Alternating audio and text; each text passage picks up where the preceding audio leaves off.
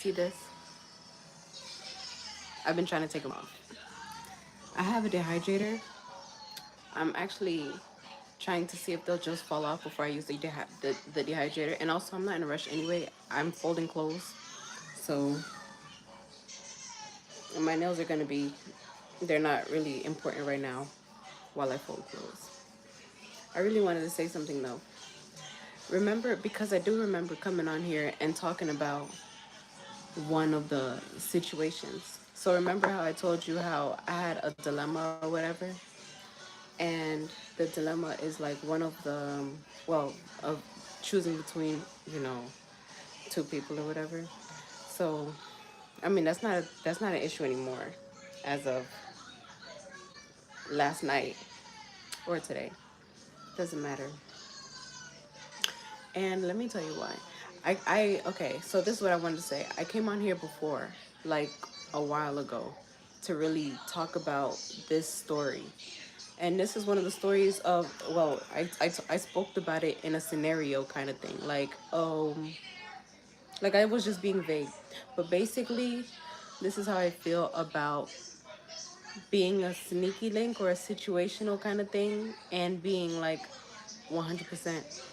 Like like I said, before this ex, I had another ex who I was with for way too long, and he basically abused the fact that I was loyal to him, and I did not leave. I did not leave home, and we stayed together. And he did whatever he wanted to do until one day I just decided to put my foot down, and I was just like, I don't think I can trust you anymore, type stuff. And then I just, you know, because he would not leave. He was the type of person where he knew my mom enough to just kind of fake a funk and just come back. Like he'll bring flowers and all kind of things. My mom would be like, oh my god, this guy.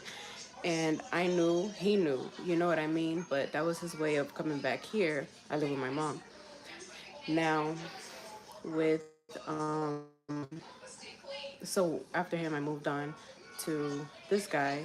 And when I say I moved on, like I said, we do love each other because we kind of grew into each other because we were both, I feel like, trauma bonded because I was with my situation and he, came from his situation. And he would tell me things that I'm not going to tell you. You know what I mean? But anyway, we trauma bonded. And, well, okay, the thing is, we were both not ready for something real, like to just be serious because we were both healing. And myself, especially, I was not ready for no real relationship. And I told him that. Like, we were just doing what we were supposed to do. But if he was supposed to see what, if he wanted to move on and be with somebody, it's okay as long as he told me. Thing was, he would never tell me. And then I wouldn't know until like the girl would come after me and be like, hey, you're with my man or whatever, whatever. And it's like, okay, but he wouldn't tell me that. But I would let him know, like, okay, we're done here because this is going on, this is going on. And he'll tell me that's not true, whatever, whatever.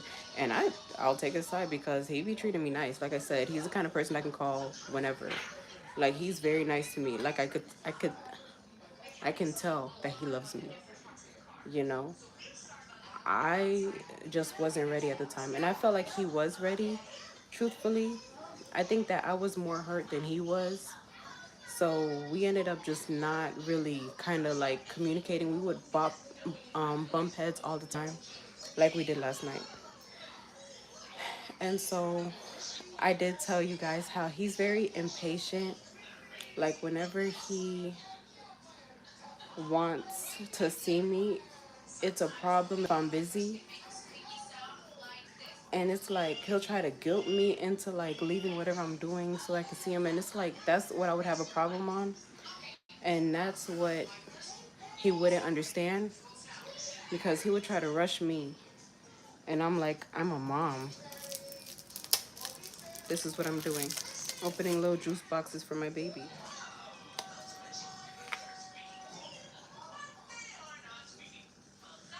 You know? And it's like, I mean, I'm not doing anything serious. Just give me like 2 seconds so I can open up some juice for my baby. And you mad because I'm not coming out right now. Like, Anyway, that was one of the arguments that we had, and I feel like that's what I'm talking about. His impatience is one of the reasons why I could never like fully um commit to him, or I don't know. That's one of the reasons why we fought a lot, because I felt like, and then like the thing was, I did want to like move on and be serious with him, but it was too much too soon because a lot of things already happened in the relationship. Hey y'all, a lot of things already happened in the relationship where we fought a lot. Like we fought so much that it was just kind of like we were just homies in love. Like we were just people who shared common interests, but we understood each other and we understood each other's nerves, each other's triggers. But it wasn't. It was just. I don't know, man. At the end of the day, yeah, we love each other, but I'm not saying it expires because I'm not sure if that's the word to use. You know what I mean? It's just like it was good until it wasn't. And the thing was, we just never let go of each other because of how we found each other and how we got together and everything, which is not a good thing at all. But it was good for us. It worked for a couple, like I don't know. He's the guy I've been with the longest out of all my relationships, if that makes sense. Even though we've never been together. Like, well, we have, but like, we broke up. I would say, we were probably together for like 3 months. And then we were just like off and on for years without any, um, anyway, he's the reason why I am probably the way that I am. And I hate it because he enabled me, but I enable him. We both make a lot of money. The times where I wasn't making money, he was giving me money. So he was paying for my phone bill. Um, he was giving me gas money. He was just making sure that I was okay, and I would always make sure he's okay. So the only problem really is, our timing. We're both impatient. Other people, you know, find us attractive. But man, I just feel like we both get angry so fast. Like we're both short tempered. We're short tempered, impatient, sensitive. We just fight a lot. We fight a lot. Even though we come back together, we fight a lot. And I just hate, like, when we're cool, because when we're cool, it's like we're about to not be cool again shortly. Not even like soon, shortly. Like, we're not even gonna have time to be like cool. I hate it. Now, this is what I didn't want to tell you guys. But like I did say, the girl who's bothering me, who's trolling me or whatever, she's not even with him now. She's married to someone else. But in um, what's kind of serious, or what's kind of like almost the same thing, is the fact that this year I got pregnant for him and I aborted the baby or whatever because I didn't want to take care of two babies before I was married. You know what I mean? Like, especially because I'm not. Anyway, at the time, I wasn't able to abort my first baby, but I love her.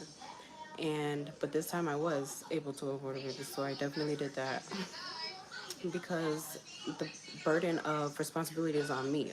Mother's baby, father's maybe. You know what I mean? Like, the baby is always with the mom. Anyway, so I knew that I wasn't ready for all that, and I aborted the baby. At the same day that I aborted the baby, he went and got married to the person that he was also seeing.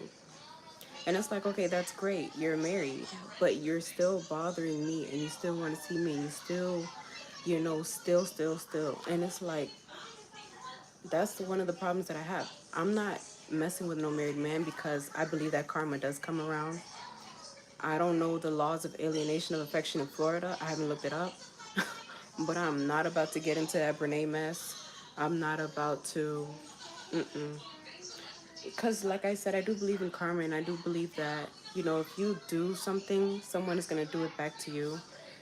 And as much as I miss my best friend, I'm not risking that, baby. I'm not risking that for nobody. And I feel like he's upset because like I'm taking my time. Like, actually, I'm okay with just being a mom and just like putting my baby first. It might offend him, but that guy is married. Like, I can talk to you, like we can be friends, but we're not doing none of that. And then the thing is, every time he is with me, she calls him. And he tells me that they're not serious, that he's just doing, this for this and yada yada. Like I said, he'll tell me whatever he wants to tell me. And I'm not going to believe him like 100% because men, you know what I mean? Anyway, that's the homie, and he'll always be the homie, maybe, maybe. Because goddamn, I don't know. I really don't. I don't think I can continue. We're 30 years old. We're 30. I don't think I can continue like putting myself through so many like hardships, and I have to keep my peace to raise my baby girl. I'm not about to be angry to where I can't do anything about it, and I don't want to take it out on anybody. You know what I mean? Look at my nails. I'm I'm already like, I mean, I'm not saying like I'm unhealed or anything. It's just I'm kind of relaxed and I don't want anything to stress me out. I'm already apartment hunting and everything, and that's enough stress as it is. I'm stressed enough. I don't need, you know what I mean? So that's that situation where part of me do want to be serious with them, but not anymore. Like after it was in March when I ended up getting the but prior to that, I did take him seriously, or I did want to take him seriously, but I didn't know that this MF had a fiance. I was just like, what? Like I thought she was just like someone he was with. I didn't know that they were serious. So, and they're serious because I'm not taking them serious, and I'm not taking them serious because look at this. He could have told me. But anyway, so back to being a cougar. It's okay and all, but it's just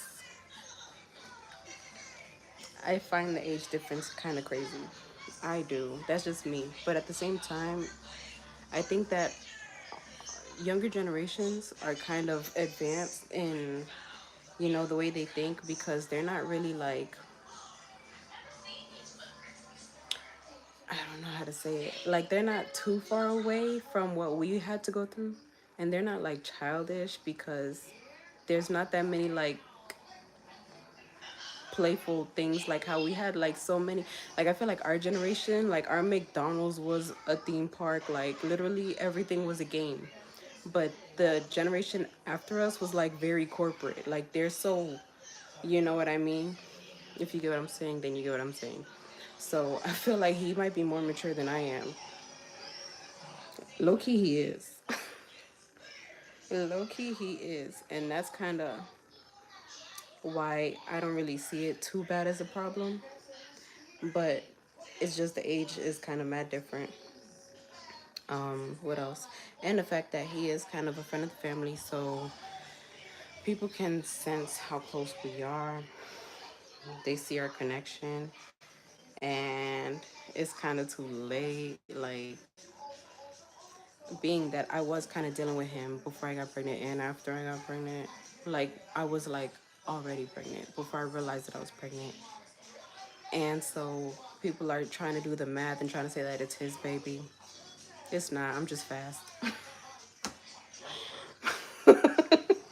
That's so messed up to say, but I know who my baby daddy is.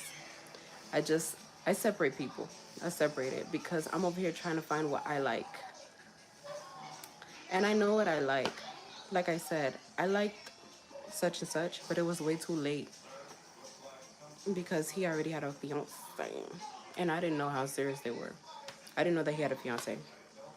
So that's me.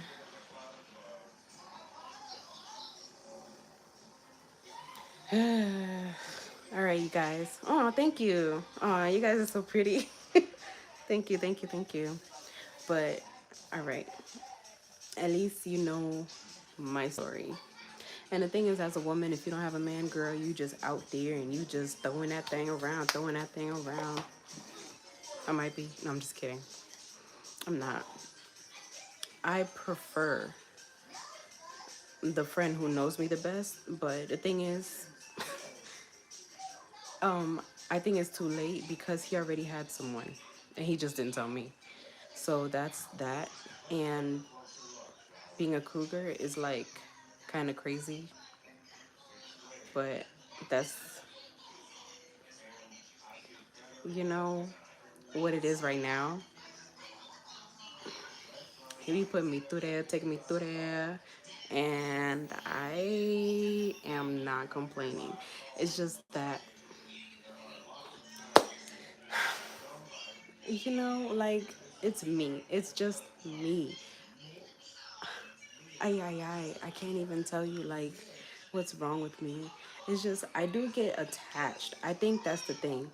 I get attached afterwards. I get attached very much, like, later on. And it's already, like, too late. But, girl, I don't know, man. Thank you. That's all I'm gonna say, y'all. See you in my next live. I'm gonna attempt to take off the rest of these nails, and I might do my nails if I have time. It depends on how long it takes me to fold all these clothes, because I'm donating to Salvation Army, because I've gained and lost weight so many times. I've tried to, like, replenish my closet, like my wardrobe and everything back, but I'll lose weight and I can't wear that, or I'll gain weight and I can't wear that. Like, I'm trying to look normal. I'm not trying to look like I go through donation bins. I'm trying to look presentable. So I'm over here donating and donating and donating and donating and donating and buying and buying and buying and buying. Yesterday, after me and such had an argument, I went to Burlington and I bought so much stuff. And what makes me not guilty is that I bought my baby so many things too. And being that she always opens all her gifts that I was gonna put under the tree for Christmas, I keep buying her more things so that she can't find it because she keeps finding all her shit.